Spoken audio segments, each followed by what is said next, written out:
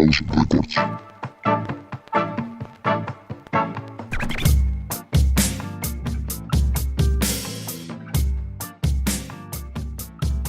What's up, Sam Martians? Welcome to the Sam Mo Show. I'm your host with the Sam Mo's Cleveland. Joining me this week is a member of Hip Hop Congress and a friend of mine, Parker Douglas. Parker, hey, welcome to the show. This is so weird. It's like a whole setup. I know it's a traveling setup here at Alcac because I carry the studio on my back until I can find something. You carry the better. show on your back, Cleveland. Let's be honest. I mean, I am the show. I record, edit, and You don't produce. have to brag. All right. I am the team. How's your day going, man? Thursday, done with class finally. Just turned in some stuff and then just kind of laid around, watched some Friends. Friends? Yeah. You already watched all of It's Always Sunny? No, I take like breaks in between it. It's just like whenever me and Paul are alone, Yeah. Parker, I have a confession to make. All right. I have actually never watched an entire episode of It's Always Sunny in Philadelphia. I understand if you want to tune out now. It's completely understandable. It's a really good show, but it's not everyone's cup of tea. Yeah, no, like I haven't like made an attempt to watch it. Like I love like the clips I've seen. Dude, just watch the Christmas episode. That's what got me hooked. If that doesn't get you hooked, nothing will. Is that the Did You Fuck My Mom Santa? Yes, that is the Did You Fuck My Mom Santa. It's such a great episode. Oh my god. I love Danny DeVito with all my heart. He definitely carries the show. If it wasn't for him, I probably would have stopped watching already.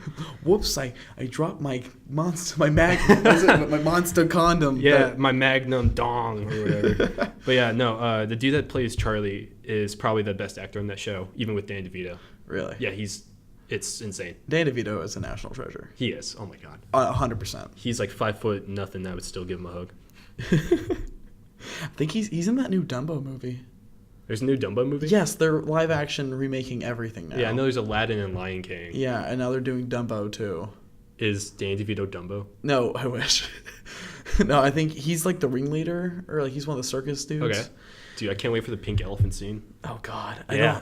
I mean, that's nightmare fuel animated. I can't wait to see it in person. Yeah, honestly, I kind of hate the new like whole trend with live action remake everything. I mean, it's Disney. They'll find a way to make money. I'm just glad they're like revamping our childhood a little bit. It's gonna be nostalgia for everybody. But... And no matter how shit it is, you're still gonna go see it. Oh yeah, I'm definitely gonna see the Lion King one, and then based on that, I'll figure out the rest. I don't know, because like I'm a really big fan of animation, and like one of my favorite things about animation is you can do things in animation you can't do anywhere else. Yeah, I mean there's CGI though. Yeah, I know, but there's like their style that you really can't communicate. Will Smith is blue. That's all I care about. Yes, Will Smith is fucking blue. I remember the Super Bowl ad came on. We're like, oh. Yeah. Apparently he's not blue the whole time. Like, yeah. After he shows up, he's like, nah, I'm actually African American. Yeah. Very cool. Yeah. I don't know what to make of it. Because they're doing it with like Lion King, they're doing it with Dumbo, Aladdin, they're doing it with my favorite anime, Cowboy Bebop, and yeah, I heard about that. Yeah, the dude from Luke Cage is gonna be in it, right? Yeah, that's cool. Like honestly, at first I was like, I don't know, because like I love like the style of Cowboy Bebop, and as soon as I heard Netflix is gonna like lay its fucking hands on it, I was like, don't you fucking dare touch honestly, my child. I stopped trusting live action once I saw the Avatar movie. That single-handedly drowned my childhood in like a 2-inch puddle. So the Avatar fucking show on Nickelodeon was so fantastic. Yeah, I think everyone that's seen it would say it's probably one of their favorite shows. It's not technically anime because it was made here in America. Yeah, but it was so good. Yeah, it was really good. That's just the show had a lot of personality and it never got stale. No, I remember watching it whenever it came on as a kid. I would always flip to it because it was like like some anime, it's like villain of the week kind of thing, and they did that, but I felt like it was always like progressing towards something. Yeah, I mean, it was very well written. Me and Elena are actually gonna rewatch it pretty soon. Once we have this whole list of shows we're gonna watch, but that's definitely one of them. You remember Fufu Kelly Poops? No, I don't. You don't remember Fufu Cuddly Poops? I have no idea what you're talking about. I'm not bullshitting you. It's Fufu Kelly Poops. Fufu Cuddly Poops. Cuddly Poops. Yes. He is like, I think it's like this cow dragon mix thing. Cow dragon. Yeah. What's his name? I don't want to say Sasuke because from fucking Naruto. The brother. Sokka? Yeah. Whatever his name is. Yeah. He gets like stuck in the ground. Oh no, I know what you're talking about. And then this little cow thing, like it's a little baby, super cute, and he named him Fufu Cuddly Poops. No, I remember that. I just didn't remember the name, but Oh, and then there was that one episode where they like trip balls on the mushrooms. You remember that? I want to watch that now. Yeah, they trip like they're like in the desert. Oh, no, yeah, he drinks the cactus juice. That's what he drinks. The cactus he gets juice. all loopy. And then the fucking like library collapses and it makes like a nuclear explosion. Yeah, there was that cloud. owl dude. Yeah. Oh my god, it's like such a good show. Friendly mushroom. That show had a lot of personality. Yeah. And so did Cowboy Bebop. But I think I saw the cast. They released the cast today, and I feel better about it. Because I'm like, okay, they look like it. Yeah, I feel like that's like if I saw live action Cowboy Bebop, I was like, yeah, that seems like it fits.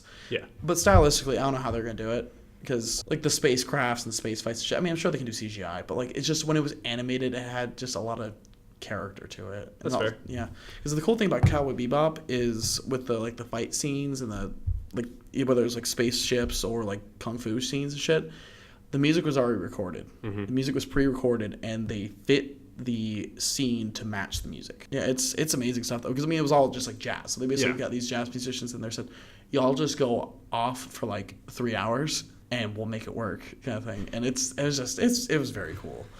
And actually, I'm watching a parody of Cowboy Bebop right now called Space Dandy. Oh my god! And it's so fucking Space Dandy. Great. That's almost as good as Spaceballs. The dub for that show is fucking amazing because like it's just I think like the people who were just handing it over to like the Americans were like just make it funny because it doesn't really line up just super make it well. Funny. Like in terms of dialogue, it doesn't like match perfectly to the Japanese one, but it's so fucking funny because like the original Cowboy Bebop is very moody. And you know it's very vague sometimes. Whereas like so they just try to make like he tries to seem cool, and like so it's Dandy, and then he has like this cat that's basically if Jesse Eisenberg was a space critter. Oh my god. Yeah, and then they have like this little robot that's kind of like BMO, but he cleans instead of. Does no, I have a confession. I've never seen Cowboy Bebop. A lot of people haven't, but I think I've it's heard some of people. it. Yeah, I've heard of it. It's very influential, but that fucking Space Dandy show, I'm telling you, it's fucking hilarious. I'll have to check it out. The fucking Spike in Cowboy Bebop is on like this very vague quest to kind of like get revenge, whereas Dandy and Space Dandy, his entire life goal is to earn enough money to buy out all the space hooters. It's a restaurant called Boobies. Boobies? Yeah. At least they're subtle. In the Japanese, because like you know Japanese shows, they sometimes use English, and so the way they said they're like Boobies. Oh my god. It's so fucking funny, but it's a great show. That both of them are very well done. Yeah, I've heard only good things about it. I just never. Let's get a live action remake of everything while we're at it. Yeah. You know. What else could they remake? Remake Jungle Book. Oh, are you just fucking with me? Wait, they did? Yes, that was no the first. way. That was the first one they came out with. No way. I don't believe you. Yeah, I think you're fucking with us. You're probably. I'm dead serious. Seriously. I know I fuck with you a lot. I'm being dead serious. That was the first thing I thought of. Yeah, that was. All right, remake Monsters Inc. Like I want to see 3D solely or live action solely right now. Mike Wazowski. Just get like a very realistic or Mike Wazowski. The girl with like the smoker's voice. Oh. I'm watching you, Wazowski. Always watching. I want to see what they do with her. I just hope she's just like a lard. I want to see like every freckle and like hair on that fucking body, like in the slime. I don't think there is hair, but it's mostly just like. But like the stray hairs, like. Yeah. Ew. Yeah, it's gross, right? Yeah, it's nasty. But no, everything needs to be live action remade. Yeah. Yeah, and that really pisses me the fuck off. And speaking of things that really piss me the fuck off, government. Yep, we're going right into student government. God, what a smooth segue, if I say so myself. This is where I tune out for like 10 minutes. So, for those of you who didn't know, student government introduced legislation this week in the Senate to kick Turning Point USA off of campus. Have you seen them on campus at all? No. So they're like a conservative organization. They're I'm sure you've seen, like, they have like these signs like socialism sucks. I saw the dude that it was a couple days ago. The guy that had like potheads, drunkards, hotheads. Oh, and he had the big ass stop sign. He was just like, he literally said, he's like, you know, even my wife's gonna go to hell because she's not Christian. I'm like, dude, his teeth were like, they were in 2 different area codes. It was crazy. I didn't know what to do. No, the Brother Jeb guy from a couple like Brother Jeb. You never heard of Brother Jeb? Dude. He was the one that was getting all the attention. He was just sitting in his like lawn chair by the Stallions. Oh, that's what his name was? Yeah, Brother Jeb. Yeah, that was the dude that Chloe stood up to, right? Yeah. God. Oh, by the way, props to Chloe for standing up for that shit. Yeah. I think he wasn't well. Like some of those guys, like I'm not sure what to make of them because like they have like they're all on like tour. It's like a traveling band of like Christian psychos. Yeah. And they just they do it for attention. Like you cannot change my mind that they don't do it for anything else other than just to get attention. Yeah, I think it's interesting, but like I haven't seen all of it. The dude I did see, the guy with the drunkard sign, he just was not making sense. He literally told this guy he was one of the misfits from the pedo relocation program, and it's just like it was bizarre. A Christian guy? Yeah. Oh. And then he made fun of the Catholic Church and the altar boy stuff, but oh Jesus. It's not my opinion. So getting back on the topic really quickly. So Turning Point USA is the organization. They have signs they put up every now and then. It's like socialism sucks and facts don't care about your feelings. They're just obnoxious young conservatives, really. That's all they are. And so there were recent allegations last fall of them meddling in the election for student government. And so I was on the investigative committee for that. We looked through it, and the thing is, we were a special committee for the Senate, but we didn't have any real legal authority, so we couldn't like interrogate people or bring them in. They had to come in themselves. So be like, "Hey, can we talk to you?" And they're like, "No, fuck you." We're like, "Oh, okay, please." Like, we have cookies. Yeah, so we couldn't really do anything. So we didn't really get anywhere, and then we just submitted our findings to the Senate, and we said we can't find any evidence to point either way. And so then some of the very liberal senators decided to say they're guilty anyway, and they've introduced legislation to kick them off campus. Sheesh. And so I remember sitting there, like word got out kind of quickly about it was going to be introduced that day, so you had a lot of people showed up for public forum to voice their concerns to the Senate. And I was like the first one up there because I'll be on the Senate in like April 22nd, but I'm still on freshman council for right now. And I went up there and I talked, and I was like, so Turning Point USA's whole founding principle is saying basically college campuses are nothing but like liberal ideologue and like think tanks. Sheesh. So what they're saying is these professors on college campuses do nothing but spout liberal propaganda to these students and brainwash these kids. Far-fetched. Yeah. But whatever. Make your assertion. And so they have this entire organization that is dedicated to getting conservatives elected in student government and getting conservatives hired on college campuses to have like diversity of opinion and viewpoint. And I went on there and I was like, look, I don't like Turning Point USA. Charlie Kirk and the rest of them can bite me. But it's kind of ironic that we're kicking off an organization that claims college universities are nothing more than intolerant, left black holes. And so I was like, I'm not sure if that's going to be a good look for us going forward. And then you had a couple more people. You had the president-elect come up, and he was talking to us about, like how free speech is a very important kind of thing, and all ideas need to be discussed, even if it's a stupid idea. You just need to say it out loud to make sure everybody agrees. It's stupid. We literally have the Stallion statue for stuff just like that, even if we don't agree with it. But I get that people would want to kick them off, but at the same time, if they're just like, as long as they're not like inciting violence or anything, it's gray area to say the least. And that's where the gray area gets in a weird spot. It's talking about like hate speech and saying that you can incite violence, especially if it becomes very like harassing and degrading to some folks. Like it can become violent. And I agree with that assertion, but at the same time I feel like people are labeling everything hate speech these days. I feel like hate speech, like the argument is very valid, but people are starting to abuse the word. It's like racist. Everybody's a racist these days. There's definitely a lot of, I don't know, I feel like people are a lot more sensitive, but there is also validity in that. Like you can't just go around telling everyone to like go fuck themselves, but at the same time you can't just like be like, no, don't say that. I mean, there's no law against being an asshole, unfortunately. Yeah, unfortunately.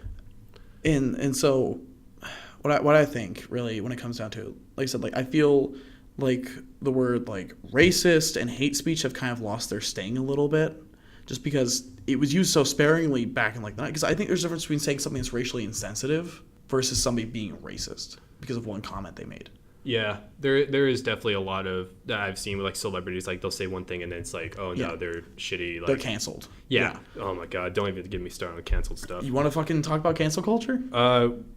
We'll get to that. Yeah, we'll get to it in a minute. Yeah, because I have some shit I want to say. But there definitely is racism that happens. Yeah, I don't for think sure. Either of us are arguing that it doesn't. I'm not denying that. Yeah, no, for sure. It's still a very real problem. It's just a matter of if something is actually racist or not. Because I feel like we call everything it. Yeah. These days. I don't know how much validity two white dudes have about this subject, but two white dudes discuss racial issues. Yeah. Yeah. Sure, because we have the most varied opinions. And the broadest of scopes. Oh God. That is sarcasm. Please don't kill me. Yeah, please.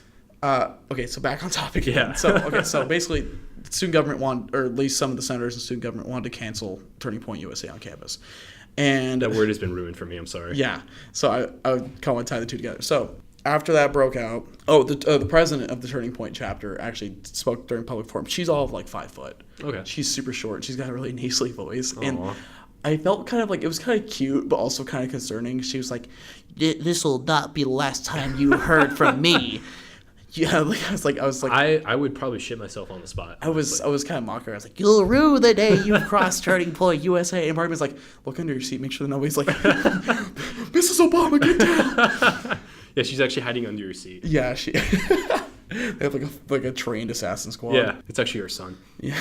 Yeah, Neville's in the stands. Look out. Oh God. Yeah. So a lot of people got really upset, including the governor of fucking Texas, Greg Abbott, subtweeted Texas. They didn't mention us directly, but it was in response to a tweet about us. So he didn't even add us. Damn.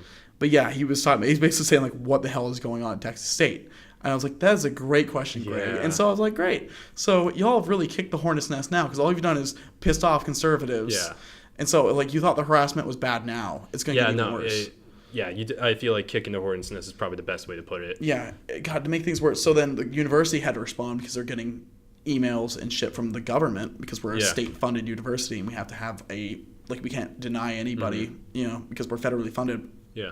So they had to make a statement saying that student government doesn't even have the authority to remove Turning Point USA from campus. And so it's going to come to a vote on Monday. I don't know what the fuck's going to come from it because it's not going anywhere. Playtime's over. Playtime is over. I really hope we make the right decision and just drop it. But that's beyond the point. You want to talk about cancel culture briefly? We had this whole discussion about in Hip Hop Congress, which we'll get to later. Oh yeah. Basically just saying it's dumb. And it basically is just the same 10,000 people sharing the same opinion about whether something's good or bad, which is cool, but at the same time, the line of what is acceptable and what is not is very flimsy. How do you feel about the whole Cardi B thing? Oh my God. I think it is. I have no respect for it, honestly. The whole, people shit on Bill Cosby repeatedly for it, and then Cardi B admits to it on her own accord that she does it, and people are like, "Oh no, it's a lifestyle." It's like, no, I disagree. That's one thing I'll disagree with on those people. I think I don't like how people try to draw direct comparisons because one was robbery, the other one was rape, and I mean, she would have sex with them too. Would she? Yeah, really. She would have sex and rob them. But I mean, she's a stripper, so it's kind of like entail of her profession, but still. Guess. Like you're taking advantage of somebody while they're under the influence that you put onto them without them knowing. So I find like that's a weird kind of double standard. But another person I feel like was kind of like unjustly canceled was Liam Neeson. What happened to Liam Neeson? Yeah, I know. I kind of went under the radar, but I heard about it and it really pissed me the fuck off. So we're about to see Taken 6 now, taken from his career. Yeah, but Liam Neeson's the one who's taken this time. Oh no. So okay. What did he do? Basically, the story is this: he was having a sit-down interview with somebody from, I think, BBC, and he was talking about like his younger days because he's an older guy, so he kind of like his heyday was in like the 80s. Okay. And he was talking about he had a female friend and she was sexually assaulted.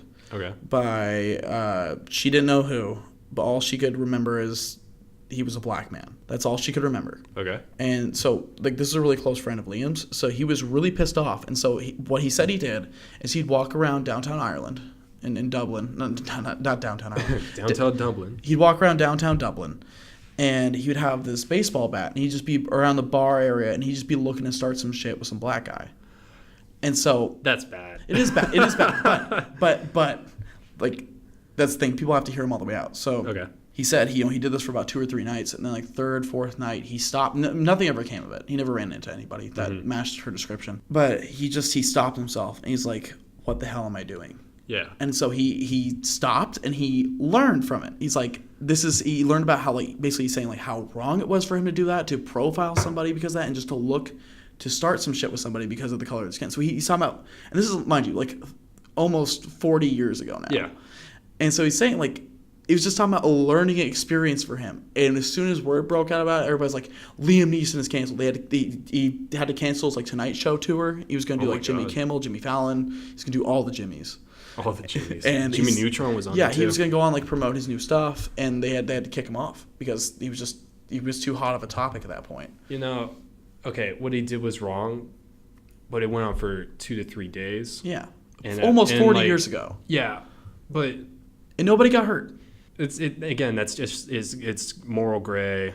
Like, yeah, he did a shitty thing, but he stopped himself before it escalated. So yeah, and he learned from it. He can brownie points, but he was upset that his close friend was sexually assaulted. Yeah, it wasn't like he was going around looking for a black guy to beat up just because. Because he was basically in a blind rage. Yeah, it's a shitty thing, but at least, oh god, okay, it's understandable. As bad as that sounds. Yeah, but I mean, especially this is like the turn of the 70s into the 80s, like different times. Ireland, I don't know is Ireland like a pretty racist back then, or I mean there aren't a lot of black folks in Ireland.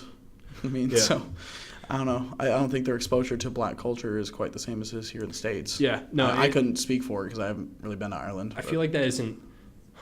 I hate that I'm saying this. I feel like that isn't cancel worthy, but it's definitely like, dude, what were you thinking? Yeah, I mean, and like you said, like he's like, I can't believe I'm telling this to somebody, but he felt comfortable enough to share that. It wasn't like somebody uncovered it. He came out himself and said, I learned from my experience. Yeah, and I feel like, because we were talking about double standard, with the Cardi B thing, like that probably went on for more than 3 days, and it actually affected people. Mm-hmm. So that's why I feel stronger about that than what Liam Neeson did. But she's being so bold about it, too. She just doesn't give a shit. Dude, and it's working for her. I found out some stuff about Cardi B, just like stuff she's done. Like, apparently her Offset like had sex with 3 girls or whatever. Yeah. And she literally made it to where like they were scared to like leave the house for work type shit. And so because of something her husband did. Her boyfriend, whatever he was at the time. Baby daddy. But I don't have I had respect for her just for like being a positive influence for just like strong independent women. But after seeing all that, it's just like it's like what was it, Sierra Burgess? You know that movie? No. Just really shitty role model. Not really. Yeah, but I'm not the biggest Cardi B fan anymore. Yeah.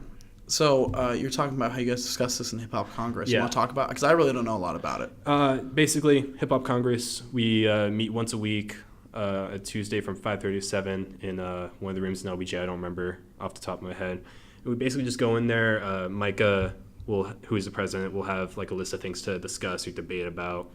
And we'll just talk about music. It's just like a room of like 20-ish people just talking about music, like who is the greatest R&B singer, or just like fun shit like, okay, Big Time Rush or Jonas Brothers.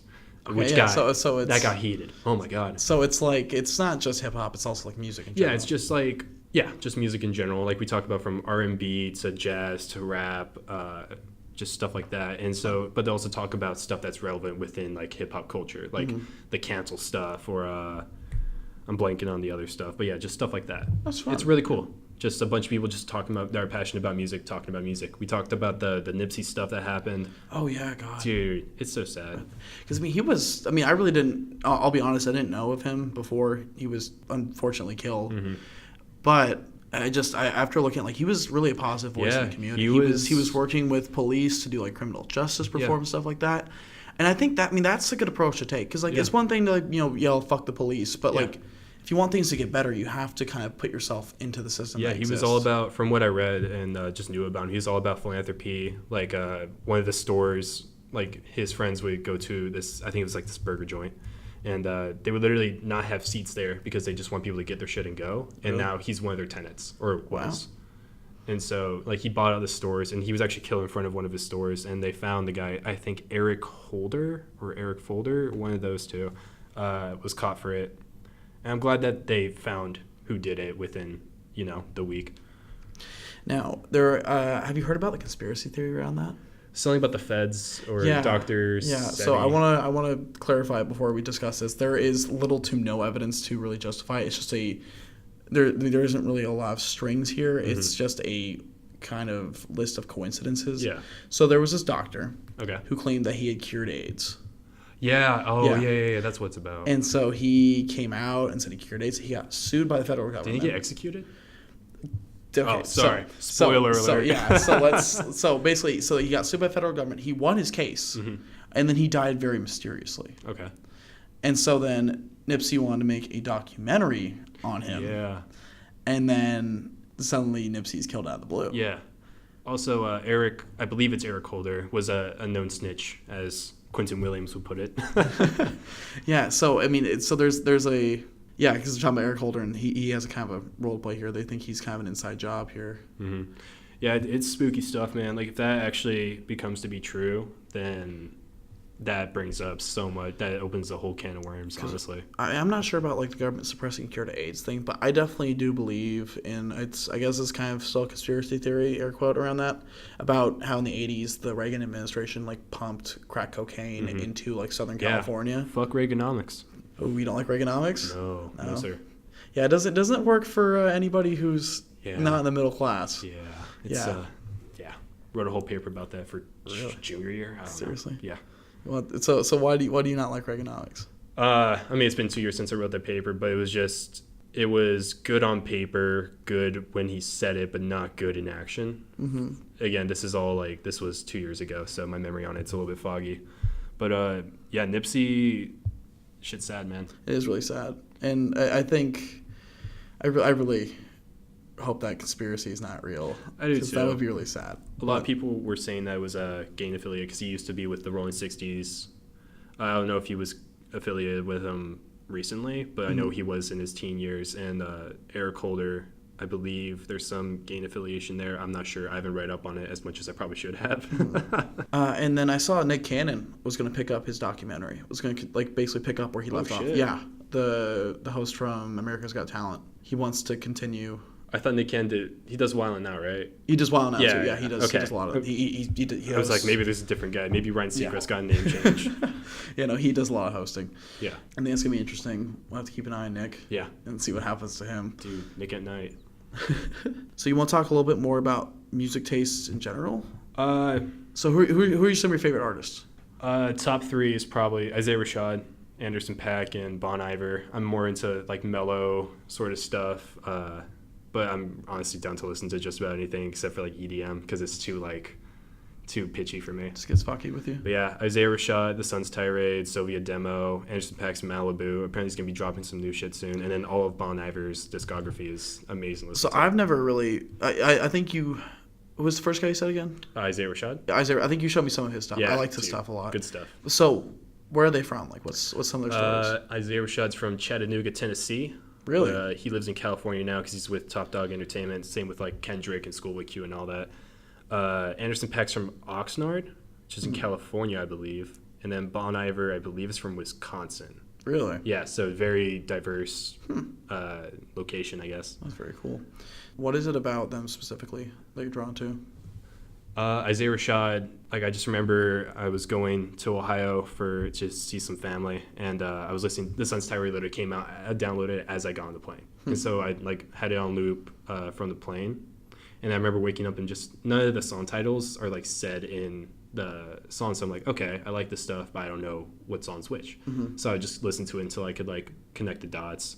And I've just been listening to it ever since. Show anytime I'm like with somebody new and they tell me like play some shit, I'll probably play For the Squad, Free Lunch.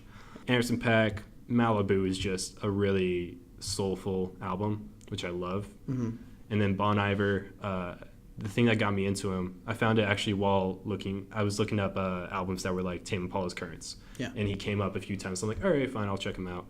And I love the process that went to forever ago. He had just broken up with his band, just broken up with a long-term girlfriend, went to his father's hunting cabin, completely isolated, and recorded the entire album. Really? Like, lived like completely on his own, unfiltered, and it is a beautiful album. Like, it's from 2006, I want to say, so and it's aged amazingly. Like, he's very ahead of his time, I would say. So, another important question for you. Okay. Who are the top 3 hip-hop artists of the 2010s? 2010s? I mean, Lil Wayne is definitely on there. I think I'd put Lil Wayne more in the early 2000s, like the 0s to 10. Honestly, my grasp of time is very shitty. So, I don't know. But, I mean, I feel... Because I like Lil Wayne. Yeah, Lil Wayne. I think he's one of the best lyricists. I think he was very popular around that time, at least. I think that was too soon for Kendrick. Trying to think who else. I mean, look up. I loved Waka Flocka growing up. And then who else? Waka Flocka. Good Kid, Mad City came out in 2012. Yeah. Okay. So yeah, Kendrick's on there as well. Yeah. Swimming Pools was on Good Kid, Mad City. Yeah. That song. Oh my god. The entire album is fucking amazing. That and to Pimp a Butterfly. Yes. So you had a poster of that on there. Yes. Those will go down as classics. I have no doubt about that. We actually were debating that at Hip Hop Congress between Drake, J. Cole, and Kendrick because they're like sort of the big three right now. Yeah. And where do you rank those three? Kendrick on top, J. Cole probably second, but like only kind of. Mm-hmm. I don't know. I haven't really. I like J. Cole's stuff, and I just haven't really ever gotten into Drake. And then the whole thing with the Quinn Miller stuff, whether it's true or not, it's kind of made me sour on him a little bit. Yeah. So, yeah, Kendrick's definitely on top for that. I think Kendrick's number one for me too. Mm-hmm. I like J. Cole a lot too. Yeah. J. Cole, because Kendrick and J. Cole, they have really good messages to a lot of their stuff. It's like a lot of storytelling. It's a lot of storytelling. Yeah. And it's about real experiences. Because I've really never gotten too much into trap. I mean, when I'm... I wouldn't even call him trap. No, I'm not saying that. I'm not saying Kendrick and J. Cole are trap. Yeah. But like, what's popular... I was going to say, man, I got some stuff to show you. Yeah, I'm about to... I was about to get run out of town. No, but like I was saying, guys, like the stuff that's popular right now. Yeah. Like Rich the Kid, Famous Dad, or more like Young Dolph, I would say. Young Dolph. Yeah. Smoke Perp. All those guys. Okay. Yeah. Like mumble rap. I don't... In mumble rapping, I just don't think it takes a lot of talent to do that. Yeah. I think I have more respect for the guys who make their own beats. Yeah. Because the beat is what carries mumble rap for sure. Oh, yeah. No, the producers are the real superheroes in mumble rap. If you don't have a good producer, nobody will listen to you as far as that goes. Because I think guys like Drake and Lil Uzi, too. I know he just quit music recently. But no, he's back. He's back? He apparently didn't quit. He just has a really bad record deal. Oh. So he's trying to wiggle out of that? Yeah, he actually J-Rock sent him to Rock Nation. Oh, cool. Yeah. Yeah, but I think Drake and Lil Uzi, like... I don't think same like musically, but I think what helps them kind of separate themselves from the crowd is they have a personality. Yeah. Drake is, I mean, he does acting. Yeah. He's at every fucking Raptors game. He's got a big personality. I think Lil Uzi too, he's not as much like on TV, but he's big on Twitter. It's it's only my third day out here kind of thing. He does that kind of shit, and the way he dresses, his style, he does not give a shit. Same with not that he doesn't give a shit, but A$AP Rocky is also kind of the same. A$AP Rocky, he's very unapologetically his style, and I like that. Yeah. And who else? Not necessarily the same group in the slightest, but I've had her music stuck in my head all day. But Billie Eilish. Yeah. Billie Eilish. I will say I've only heard 2 of her songs, but I loved both of them. On her new album or just? It was like I Don't Want to Be Here Anymore and I Love You. Paul showed me both of those songs. Or no, I think my friend Liz showed me the first one, but both very good songs. I Love You, such a sweet song. Yeah. It almost sounds like kind of like Hallelujah, the Christmas song. Yeah, I could see that. It kind of the chord progression for that. It's such a sweet song because like in the lyrics for it too, it's like I love you but I don't want to kind of thing, and like I wish you'd take it back. It sounded more as like tragic more than anything else. Yeah, I mean like the lyric, like she's basically saying like I love you but I wasn't ready to say it kind of thing, but it just kind of came out. Yeah, and it's sweet, and I love the songs she has on there. Have you heard Bad Guy?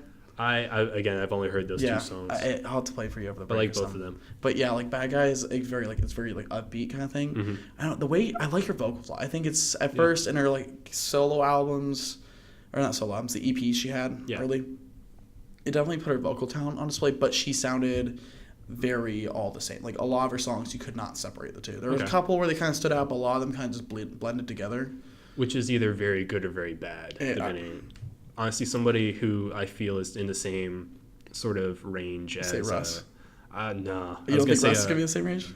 I was gonna say Jane Smith actually. Okay, yeah, I see that. In Sire, the first 4 tracks, like me and my friend Cedric, we just put those 4 in the playlist and we would just like bump that while we're hotboxing. Yeah, it was great. Speaking of hotboxing, you just you recently stopped smoking weed. Yeah, right? stopped smoking the weed. So what's life like after the blunt? I mean, I haven't really had much like cravings for it, but I have had much more vivid dreams. That's the biggest side effect, I would say. Nice. But yeah, no withdrawals other than that. I haven't been like in a shitty mood or like I know depression is a pretty commonplace. Yeah, because you kind of get used to that dopamine rhythm of it. Yeah. Honestly, me and Paul talked about this whenever we got back from a semester. We're just like, we don't really get much out of weed. Mm-hmm. And then I don't know. I just want to start like taking care of myself because like I've I just had this nasty ass smoker's cough, and I've just wanted to get rid of it. And I just feel better without it. I mean, of course, like that was a pastime for me, Paul, and some other buddies, but I mean, I still see him when I see him. I mean, yeah, I think that's a good step. Getting fresh air, exercise too. Yeah. That's really good for your lungs. Yeah, eating better because, dude, munchies is a bitch. It really is, because like there would be times where I would indulge myself in some of the wacky tobacco, devil's lettuce over the weekend. Wacky tobacco. Some of the giggle grass, as the kids call it. I will say the most willpower I've ever had to show was when we were in the room and Jordan came in. He's like, "Yeah, bro, 91%." I'm like, everyone around me was hitting. I'm just like, nope, not gonna do it. Not gonna do it. That was very strong of you. Yeah, God, yeah, but whenever I do engage, like there will be times where I was like, I'm doing really good on my diet this week. I'm eating, I'm eating healthy, I'm exercising, and then like the weekend comes and I slip just into some of that giggle grass, and then I'm like, I need to eat everything in this area, like. It just like you just get so hungry, like your stomach just becomes a black hole. Yeah, honestly, I would just make a PBJ, just put a shit ton of chips, just like munch out, and be like, then like 30 minutes, you'd be like, all right, I can have another one. More. Oh man, nothing quite like getting high and watching anime though. I will say that. I've not indulged in that. You need to. But Bon Iver music videos. Bon Iver music videos. Yeah, it's like 20 of them. We can trade experiences one of these days once you're in a better spot for that. But God, I remember I was watching Devilman Crybaby with Kendall. I'm sorry, Devilman Crybaby? Yes, not Devil May Cry. No, Devilman Crybaby. Devilman Crybaby. It's a very unique anime. Okay. I'll put it like that. I haven't finished it. Okay.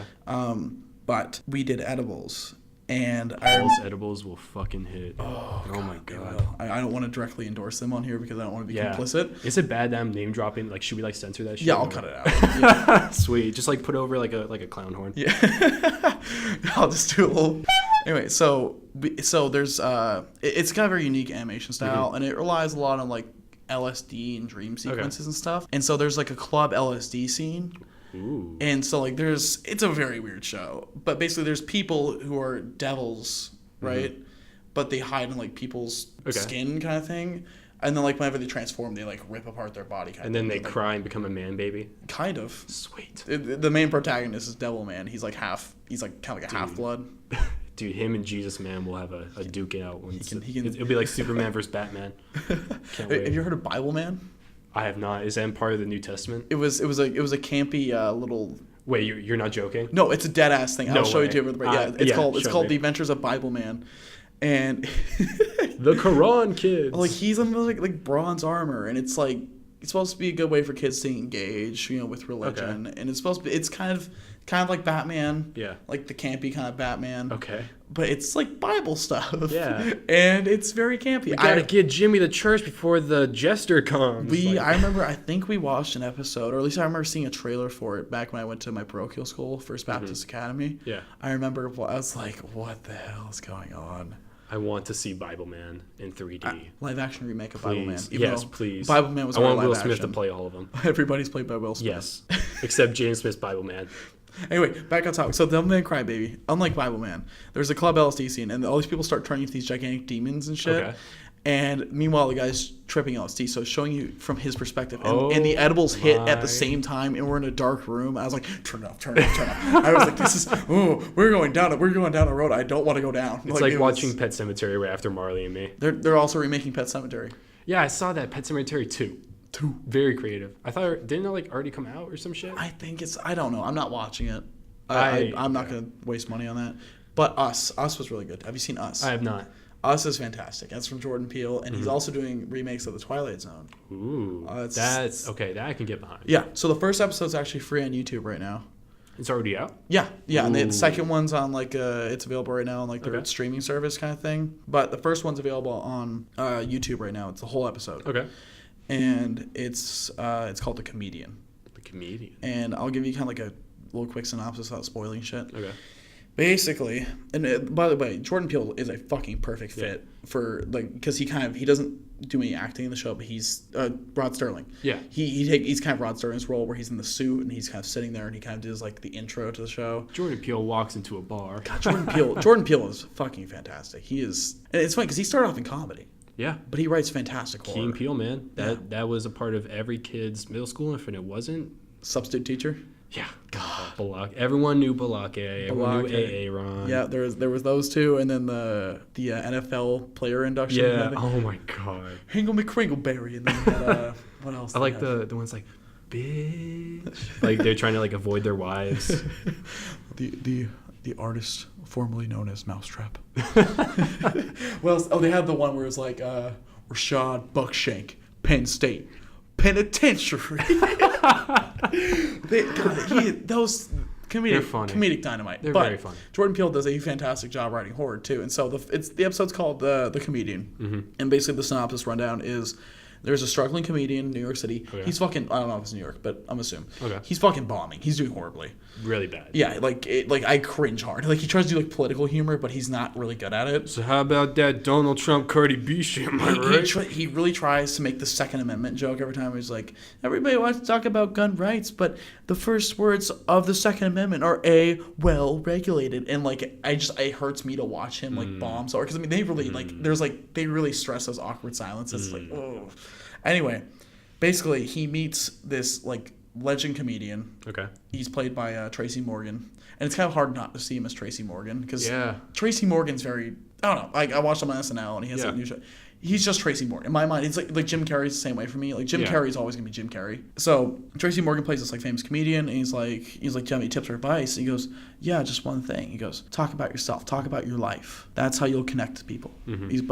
But be careful because once you put that out there, they take it from you and it's theirs, right? Ooh.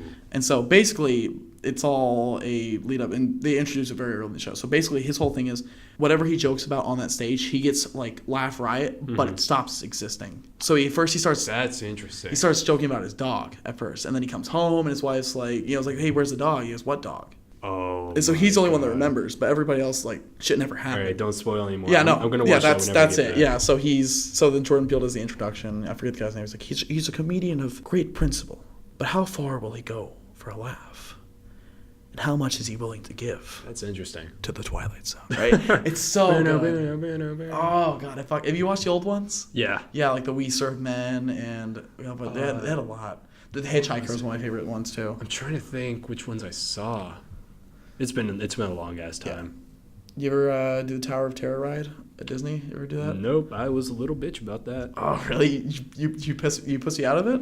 Nah, it's just like I was like 8. You're 8. And I'm like, nah, that shit goes down fast. Yeah, shit just drops. It's fun though because the one thing I liked about Tower of Terror, and I think they redid it like Guardians of the Galaxy, and that really pisses me off. Mm-hmm. It really grinds my gears, I'm being frank. But like the fun thing about it, like waiting in line was fun because they had like old episodes playing, and they had like a spooky hotel, and they had cobwebs, and they had like the staff there, like they had like bellhops, and they were just creepy as hell. They just stare at you and smile, and you try talking to them. It's like a Chick-fil-A on steroids. My pleasure.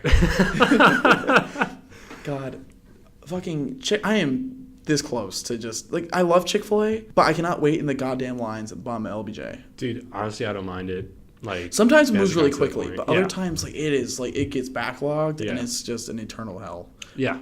Most of the time I'll go sit in George's. Have you been to the reopening nice. There? It's super nice. Oh my god, dude, they were giving out beers and stuff. I know, I missed it. Got one of them shits for my girlfriend. I missed it. Yeah. I had class at 2:00. Like I literally walked in, they gave me tickets. I thought it was like to get in, so I'm like, all right. And then I got over there. She's like, oh, you got one of the tickets? I'm like, I guess so. So I got her a bear, and then I left, and they were all done. So I'm like, oh.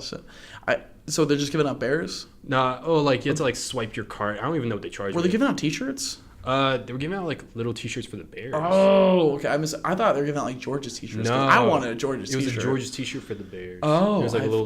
Well, then I'm glad I didn't skip class to go to that. Yeah, you would have been disappointed. I feel better. So to a girl that likes a teddy bear, makes the world. It makes the world for the teddy bear lovers. But that's a really cool place. I really hope more people end up going to it. Yeah, George's is really cool. It was crowded whenever I went. They have an open mic night there tomorrow night. Yeah. Or I guess by the time this is posted, they have an open mic night tonight. Yeah. At George's. It was actually yesterday. I hope not. Don't miss it. Yeah, hopefully I can get this shit published by Friday around noon. Hopefully. But today's Thursday. Shit. Yeah, today's Thursday. Well, it's technically Friday now. It's early. Saturday. It is X time in X date. Yeah. And in the distant year of 20XX. Yeah, it's actually 2020 right now. Go vote. Coney 2012. Yeah. Rest in peace. That was in the 70s. Oh my goodness. So, speaking of some things that are hard to talk about, I don't know. into this. I found a way to transition. Yeah, we can talk about it. So, I can't really find a good way to transition to this, but there's a really unique story that Parker has, and I think it's worth listening to. So if you want to go ahead and start that. All right, where do I start? Let's see. What high school did you go to? I went to McKinney North High School. Okay. Just right by downtown, right next to McKinney High, a little bit further from McKinney Boyd. Mm-hmm. And it was the last day of our senior year, or my senior year. It was the last full day of the year, though. And it was about 10:45, I'd say, so 30 minutes before I went to lunch. You always hear, so we were on the first floor, and you always hear these like thuds on the floor above. You just think it's like a dumb freshman or something. Mm-hmm. So I'm playing bootleg Uno with my teacher and like 3 other people, Lamar, Jacob, and Sarah. And then we hear that bump, and then we hear another bump, and then about 15 seconds later we hear we're in lockdown. Mm. So immediately I'm just like, okay, so if you walk into a room, we went to like the back right room, and it was a small class, there was like 14 of us, so we were all like put against the wall. And first thing I did was text my little sister, who was in the hall. Like it was probably like 2 up and 2 rooms over from where I was, and I know she was in that hall. So first thing I did was text her, make sure she was okay. She was freaking out. I had no idea what was going on. Mm-hmm. I was just trying to like comfort her. And I remember I was in the corner, and I was sitting in front of Tatiana and Juliana, 2 of my friends. And for a solid 30, 40, maybe probably like an hour, I had no idea what was going on. I thought like, oh shit, like, is this it? You know? Yeah. And at first I was just kind of processing. I'm like, okay, I don't hear anything yet, but like, what's going on? What's happening? And I remember I was just kind of like sitting there, and I had this realization that anything I did up to that point, whether I was the nicest guy in the world or the biggest douche, it didn't matter at that point. And so I remember just like sitting there, and I was just kind of frozen for a little bit. Mm-hmm. And it was right before lunch, so I'm thinking like, okay, what can I do? Like, how, if this is it, how would I want to like go? Yeah. So I'm thinking, okay, I have some food because we're about to go to lunch. Maybe this one girl, Kashana, was talking about she was thirsty, so I gave her my water. I gave Juliana my apple that I had. And we were just kind of all just trying to figure out what's going on. Twitter was the best thing ever, just getting live updates on. We started getting live updates about 45 minutes after we went to lockdown. Okay. But yeah. Was it from like local news or what? Yeah, there was a bunch of stuff going on, and about an hour and a half afterward, or an hour into it, I would say, we found out that it was a suicide. Oh, shit. So, but before that, we had no idea, you know. But we found it was a suicide, so that, in a strange way, made us relieved, because we knew the worst of it was over. And at least it wasn't like a school shooting. Yeah. Oh my God. But there's one part my friend Helena told me, and I don't know if this is true, so take it with a grain of salt. But apparently, so they said that there was a tip 411, which was an anonymous tipping system that tipped them off to that he had a gun in his bag. Mm-hmm. And then they took him into another room, and that's when, you know. Wow. But apparently, my friend Helena knew some of the cops from the Frisco PD, because they were there also, because this is like, you know, it's McKinney, Texas. This is like unprecedented. Yeah. And they said that there was 2 guns with silencers in it, and apparently something about how he was going to do it at lunch. And if you'll remember, at the very beginning, I said it was about 30 minutes before my lunch. He had the same lunch, and so our cafeteria was 3 levels. Okay. We were against the wall, and on the other side of the wall, there was a little dip, and he sat at that table. Oh, man. So it could have been a lot worse, but, you know, and of course on the news, they're going to put it's a suicide because they don't want any more panic than there already is. So again, it could be true, it could not be. I'm choosing to believe it's not true. Yeah. But I just thought that was something to bring up. But yeah, it just gave me a whole new like lease on life. Yeah. You know? Like going back to like anything I did up to that point didn't matter. Yeah. It like a bullet has no bias. I mean, did they just let you guys go home after that? Or? Yeah. After I would say hour and a half to 2 hours after we went to lockdown, they started phoning everyone out. They're like, hey, if you have a car in the parking lot, we're going to check you out so you can go. And so we were on the first floor. So we got checked out pretty quickly, probably within like 30 minutes of them doing that. 2 cops came into our room, and they're like, okay, anyone who has a car, go, so we can like use the parking lot to like put buses in because they were going to transfer all the students that didn't have a car to Boyd, and so that the parents could come pick them up. So I went there, and there was lines for. It was to Boyd or went to the your car? They would go from the McKinney North parking lot to Boyd, so that the parents can go pick them up. Did you drive home or did you? Yeah, I drove home. Oh, okay. But yeah, we went to the auditorium, or no, my bad. We went to the gym and went to go talk to my house principal as I checked out. And I just remember being in shock, like the entire car ride back. I was just angry about it, you know, because like it could have been so much worse. Like one of my friends, my little sister, dude. Yeah. God. Oh my God. I can only imagine. But yeah, and so that was an early day done, and again, like this is like right at the end of senior year, you know, like of all the times that could happen. Yeah, but I remember me, and I honestly there was a thing on the Monday following because it was a Friday, so the Monday following there was this like all day counseling thing. But I honestly didn't want to talk to anybody that wasn't there for it, you know, so. And it's a lot to digest. Like I was just like, how do you even begin to process that? Like for like an hour, I thought I was gonna die essentially, or that somebody I knew was gonna die. And but yeah, it gave me a whole new appreciation of life. Like I just loved all the people I was around. It's like, oh, it's right before graduation. Yeah. And so it was bittersweet in a sense, because you get this just new lease on life, you know. Yeah. And I feel like I've taken good advantage of that. I think you're living up here at Texas State. Yeah, Texas State, man. Y'all know how to party. I mean, I am really glad I went because I really wanted to. My dream school, I would say dream school, but the school I was really aiming for was Texas A&M. At the time, my parents were really pressuring me, to consider going there, and I applied to UT A&M. UT rejected me pretty quickly, and I was like, I was like a low A, high B student. I was like, I didn't get my hopes up too high, but like I was doing a lot of extracurricular things. I was like president of 2 clubs, and I was doing National Honor Study, so I was like, maybe that can carry me. And so, dang, if you didn't get into UT, I would have been ass out, man. Yeah, and so I was like, okay, well, UT wasn't really expecting, but A&M, I was like, I feel like I had a real chance at. I remember. The worst part about it all was that they basically left you hanging until the middle of March. Most of the colleges will let you know by at least February. They'll get back to you and say thank you or sorry.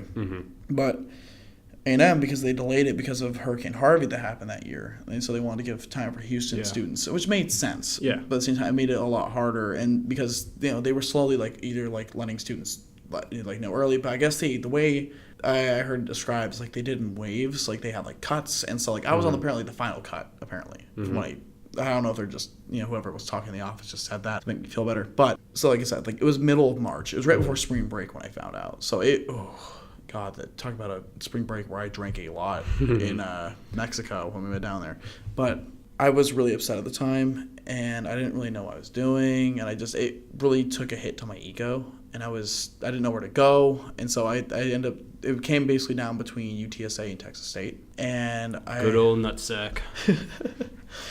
I love that name they have for him. So I decided to go Texas State, and at first I was kind of upset because the reputation at least I had at my school was like Texas State's a joke school kind of thing, like anybody can get in there, and I was, I felt kind of humiliated in a lot of ways, and I remember when. After we graduated, I went to a really heavy slump because, especially in high school, I had a lot of personas that I kept up, and once high school was over, I was like, I kind of had to ask myself at the end of the day, who was I? Yeah.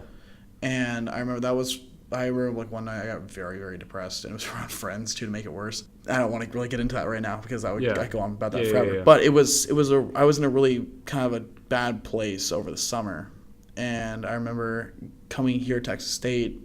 It was like a fresh start. And I love the people. Clean slate, man. The friends I made here, you're one of them. Yeah. The entire 9th floor. I wouldn't say we're friends. Whatever. Yeah, but the friends I made here are just so fantastic. And it's helped me. Also, just the autonomy, the freedom we have now kind of to run. Because one thing that really gets me bummed out is feeling like I'm not in control of what I'm doing. And so now that I feel like I'm kind of doing what I want, living the life I want, the way I want to, I feel like I'm just just feeling in control and also having these great friends around me has really helped kind of give me a new perspective, that new lease on life you've been talking about. Well, I don't know how we're going to be able to transition from this to something else. So I think... Can I make one? Yeah, go ahead. So I got a lot of positive things after the shooting happened, in that just like appreciation of life, of all the little things, you know, just like being around people that you've known for a while. Yeah. But like now, and this goes back to like the whole weed detox thing. One of the main things or the symptoms of weed detox is vivid dreams. And like 2-3 days ago, literally like relived that entire experience. Oh God. Yeah. So that was like bangs and all that. They kind of like bother me now. But that was like, I feel like the first interaction of PTSD that I've had. And I never thought that would like, because whenever I hear about it, it's like, oh, people from the military, you know, but like it's crazy. I mean, I'm sure, especially. Yeah, but I had good people around me, man. Yeah, I mean that's one thing, especially like after the fact, is having a good network there to help you. We had a couple lockdowns at our school. It never really amounted to much. It was usually somebody either like brandished a weapon on campus, but never got extreme.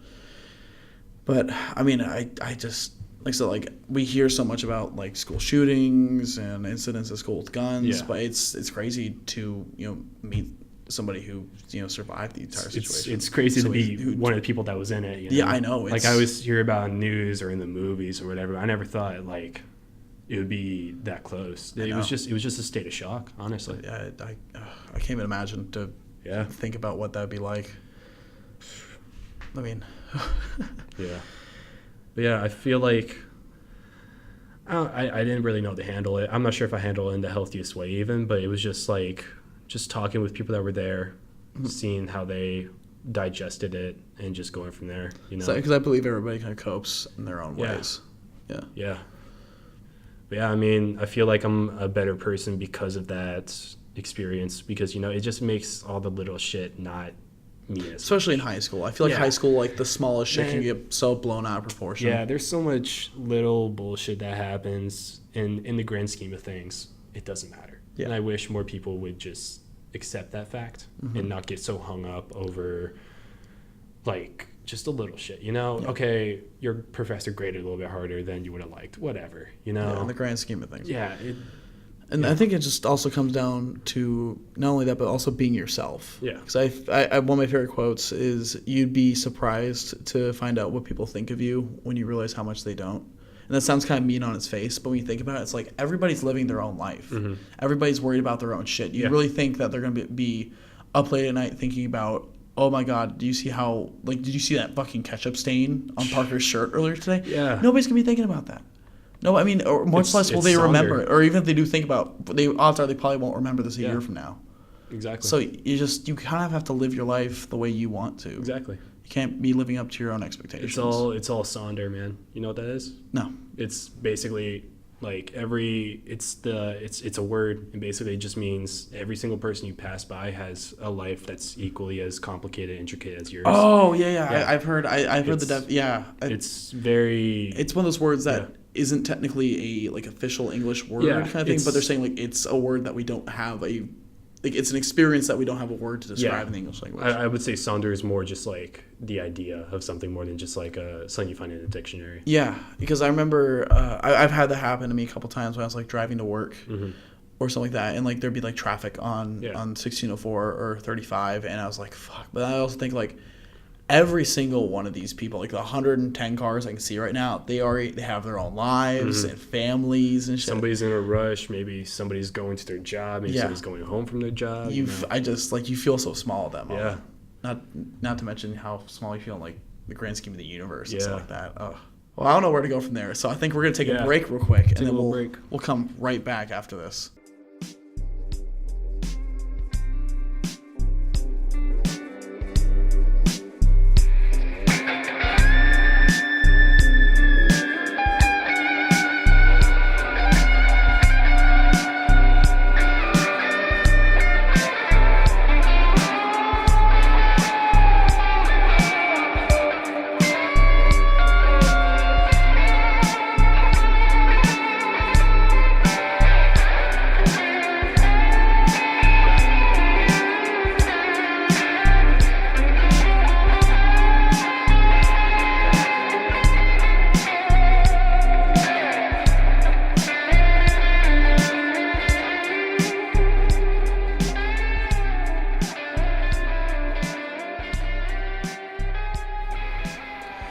All right, and we are back. You guys like that break track? Well, get used to it because we got a new guitarist who's going to be doing the break tracks from now on. His name is Paul Peralta. It was all right.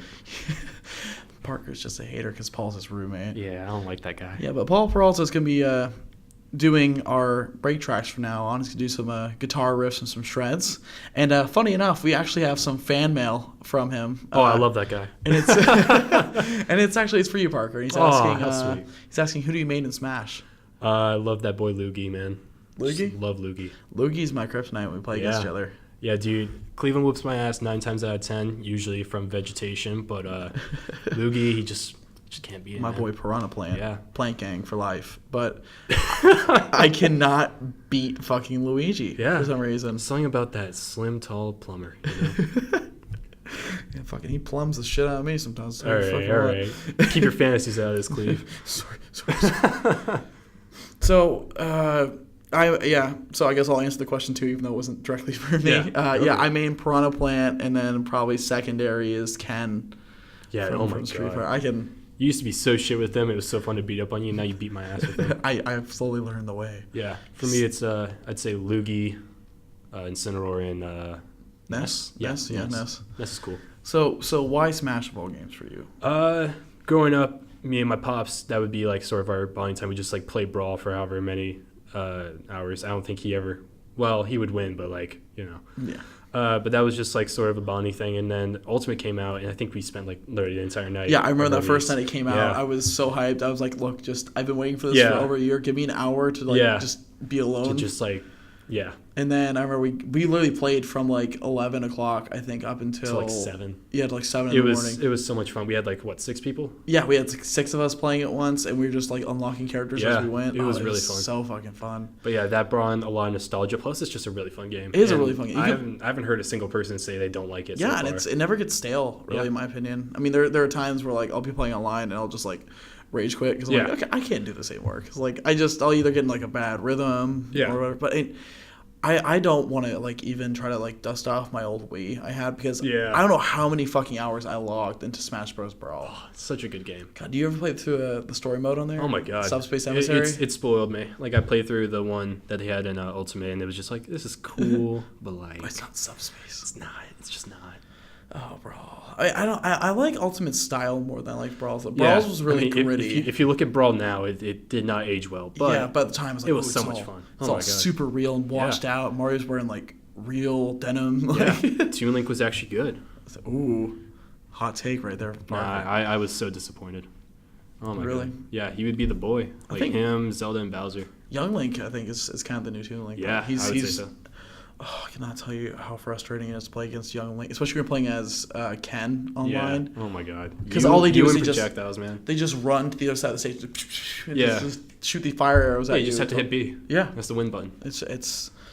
You know, a great philosopher Aristotle once said, "Play lame, win game." It's aged well. It has. Because I mean, these guys do win, even though they play lame as hell. Yeah. Shout out to Simon. Dude, there's so many. That do not touch pile is growing by the minute. The Belmont mains online. Oh my god. Especially when there's 2 of them. It's just so much fun. We kick ass online though. Yeah. Dude. We need to enter into one of these tournaments at Alcac on Tuesdays. It'll easily be the nerdiest thing I've ever done, but it's a lot of fun. When I did it a couple months ago, like I got about 3 rounds in. It was fun. Yeah. And like the people there are like really inviting. Yeah. For the most part, they'll chat you up. You know, it's a good community. It's people who like playing video games. You just get into like the ultimate virgin hours, and you can't. That's where I hit the wall of virginity, where it's like if you have been inside vagina, you cannot pass this point. Do they think like clit is like a spice or something, or maybe a vagina is a disease? Or... I don't know what it is. It doesn't sound good though. I don't know. It's like so there's tiers. It's like everybody else, and then it's like the virginity blockade, and then on top of that, it's like the top of the pyramid is the dude that doesn't even know what porn is. You have to be a virgin, but also you haven't showered in the past week. Okay, that's being generous. Some of those, oh god, I forgot what gaming convention it was, but they had a sign where it's like, if you smell bad, we have the right to kick you out. Yeah, I heard about that shit. That's funny, man. You need to shower. Yeah, shower, get out. I shower like twice a day. Like I cannot. Like my skin gets oily, my hair gets gross. Yeah, it gets like once my hair starts to get there, I'm just like, all right. Especially when your hair gets greasy. Yeah. You start. Oh my god. I can't even imagine what that's like to go. I cannot wait for hot water. Oh my god, I miss hot water. Actually, I showered before coming out here because I was like, I need to. Just like, sitting in there in the corner, just rehearsing. I was like, yeah. What's up, Simmers? Oh man. But yeah, no, I mean, I logged an ungodly amount of hours in Brawl and Animal Crossing City Folk on the Wii. Those two games were like, I was having like social anxiety at the time. Not to mention I was fat and I got bullied a lot. So like, I can't see you being chubby, man. Really? I can pull up pictures. Yeah, I can pull some pictures. But yeah, I used to be dummy thick. All right. And so, oh yeah, it was a rough time. And the only reason I kind of like lost a lot of weight is because I played football. Yeah. My dad dragged me into it when I was like 10.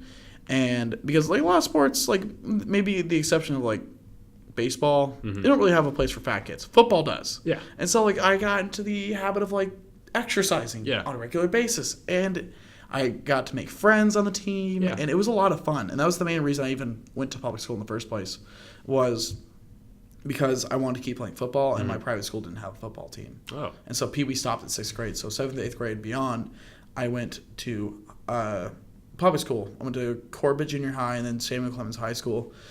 And that's the reason everybody calls me Cleveland, is because the only people that knew me were from the football team. They always call you by your last name. Yeah, because we had like 4 Jacobs on the team. Dude, it's still so weird to me that you're Cleveland, because my pops is literally from Twinsburg, which is right by Cleveland. Oh, really? So it's just like every time you do, I'm just like, oh my god. Well, nobody's asked me what my last name is yet, so that's happened a couple times. Cleveland, that's a cool name. Oh, Cleveland, what's your last name? It's like, well, it's complicated, but Cleveland is my last name. No, it's Ohio.